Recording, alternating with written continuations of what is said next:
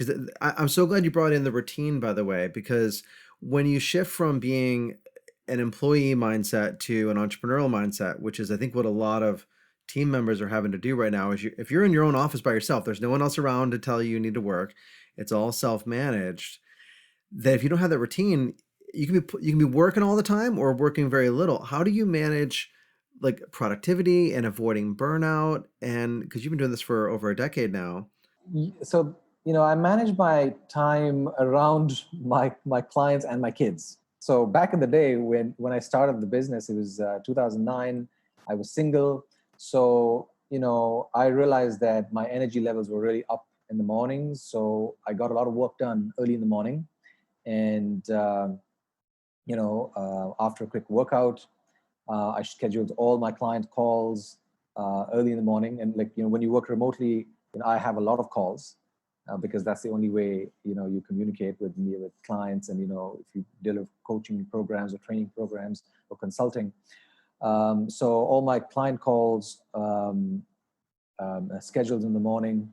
And but that kind of changed when, I got married and I got kids. And especially when the kids started growing up, I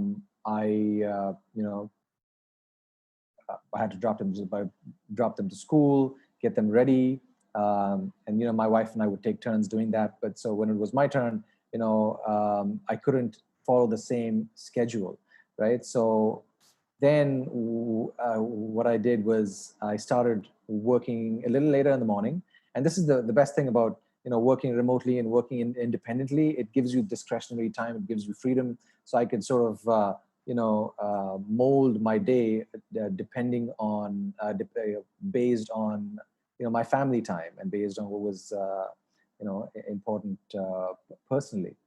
So in terms of managing my time, it always sort of was done around my clients and my kids now lately. In terms of burnout, so here's the thing. I mean, sometimes, and most of the time, client work can be challenging. In my business, for me, results are super important. I make sure that my clients get results. So if I have to put in some extra hours and get the work done, then so be it. And sometimes, yes, it's challenging. I'm not going to paint a rosy picture on what my consulting is and what the type of work I do. Sometimes it gets challenging because you don't plan for certain things to happen, and then there's there are deadlines. You need to if you've right now I create a lot of content for clients, and they have to go out at a certain time. So it does get a bit challenging. So the way I sort of manage burnout is to make sure that I have a team that takes care of administrative work and certain things that I'm not required to do, right? I think that is super important.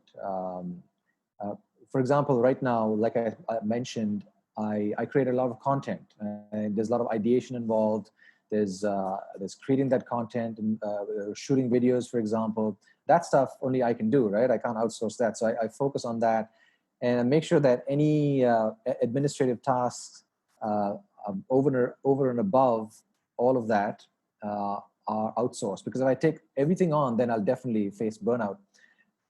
So making sure, so understanding what's required for you to do and what's required and what you can sort of outsource, that is key. So if someone's in the same boat, I would recommend just writing down all the tasks that you are doing currently, and then circling tasks that that only you can do, and then figuring out the rest of the tasks. Figure out what you can outsource and what you can build a small team. And it doesn't mean that you need to spend a lot of money doing that. There are so many avenues where you can spend a couple of $100 and buy productivity, for lack of a better term. Yeah, so that's how I look at it.